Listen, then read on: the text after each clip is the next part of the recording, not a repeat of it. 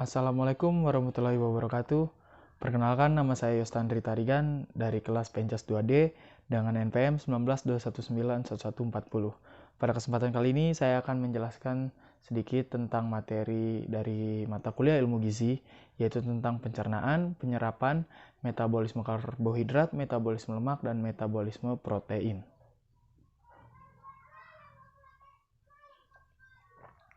Pencernaan pada lambung. Lambung yang tampak seperti kantong memiliki dinding-dinding otot yang kuat mengelilinginya. Selain menampung makanan, lambung juga berfungsi sebagai penghancur dan penghalus makanan. Perut akan menghasilkan asam dan enzim yang akan melanjutkan proses cerna makanan. Keluar dari perut, makanan akan memiliki tekstur cair atau menyerupai pasta yang lembut yang kemudian bergerak ke usus halus. Di dalam lambung, proses pencernaan protein dimulai. Pencernaan dan penyerapan pada usus halus. Jika diukur, usus halus memiliki panjang sekitar 6 meter yang terdiri dari 3 bagian, yaitu usus 12 jari, usus kosong, dan usus penyerapan. Di dalamnya makanan akan kembali diproses dengan enzim yang diproduksi pankreas, dinding usus halus, dan cairan empedu dari kantong empedu. Ketiganya akan bekerja sama untuk menyelesaikan pencernaan makanan agar menjadi unit-unit kecil yang bisa diserap ke dalam pembuluh darah usus. Enzim pencernaan secara kimiawi akan memecah molekul makanan kompleks menjadi lebih sederhana. Kemudian, cairan empedu membantu proses pencernaan mekanis yang memecah lemak sehingga menjadi partikel yang lebih kecil. Ketika makanan melalui usus 12 jari, berarti proses pencernaan selesai. Proses berikutnya adalah penyerapan. Penyerapan makanan umumnya terjadi dalam usus halus, jejunum, dan ileum. Di sana terdapat banyak lipatan atau disebut jonjot-jonjot usus atau villi. Villi merupakan fungsi memperluas permukaan penyerapan sehingga makanan dapat terserap dengan lebih efisien. Selama proses penyerapan, molekul makanan akan memasuki aliran darah melalui dinding usus. Pembuluh darah mikroskopik atau kapiler dalam villi akan menyerap hasil pencernaan yang berupa protein dan karbohidrat, sedangkan pembuluh getah bening dalam villi akan menyerap lemak. Dari situ, aliran darah akan membawa makanan yang sudah dicerna menuju ke hati. Sel-sel hati kemudian menyaring zat-zat berbahaya dalam darah. Hati juga akan menyimpan vitamin larut dalam lemak serta nutrisi yang berlebihan, seperti glukosa untuk disimpan sebagai cadangan. Cadangan nutrisi ini dilepaskan ketika tubuh memerlukan energi ekstra, misalnya ketika seseorang lari maraton. Selanjutnya penyerapan pada usus besar. Sebagian besar yang masuk ke dalam usus besar adalah sisa-sisa makanan yang tidak dapat dicerna atau diserap dan air.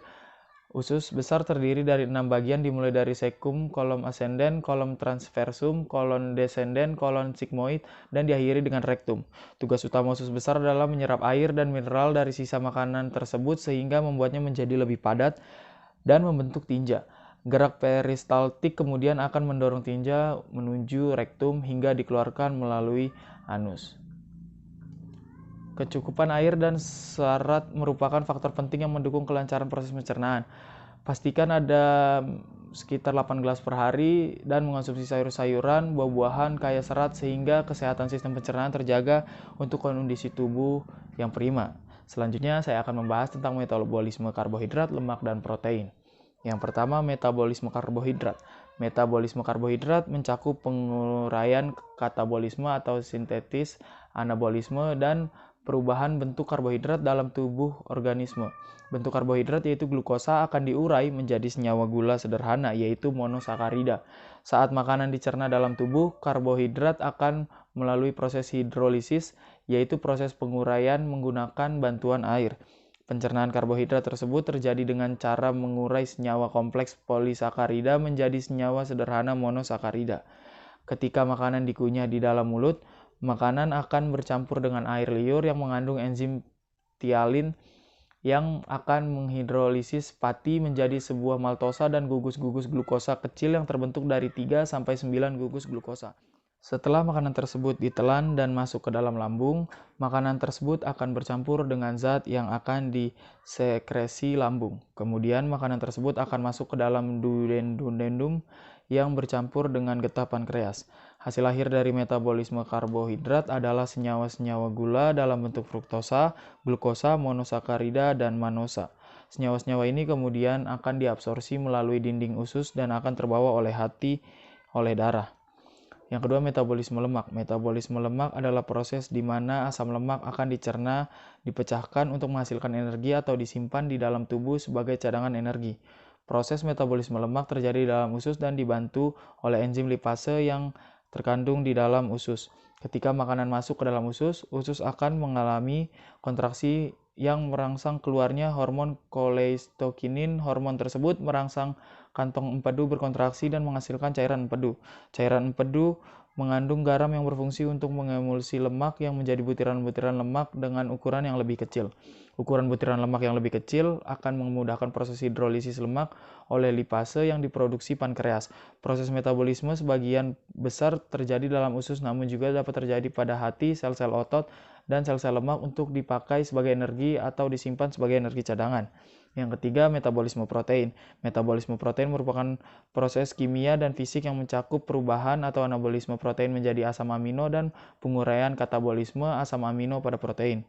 Asam amino yang telah tersebar melewati darah dan masuk dalam jaringan tubuh akan disintetis kembali menjadi protein. Protein ini berfungsi mempertahankan fungsi sel-sel yang masih normal. Pada metabolisme asam amino akan melakukan pelepasan gugus amino, kemudian perubahan kerangka karbon dalam molekul asam amino. Proses pelepasan gugus amino terjadi pada deaminasi dan transmisi oksidatif. Deaminasi oksidatif menggunakan dehidrogenase dalam katalis, sedangkan jika transmisi yaitu proses katabolisme asam amino yang melibatkan gugus amino pada satu asam amino terhadap asam amino yang lain.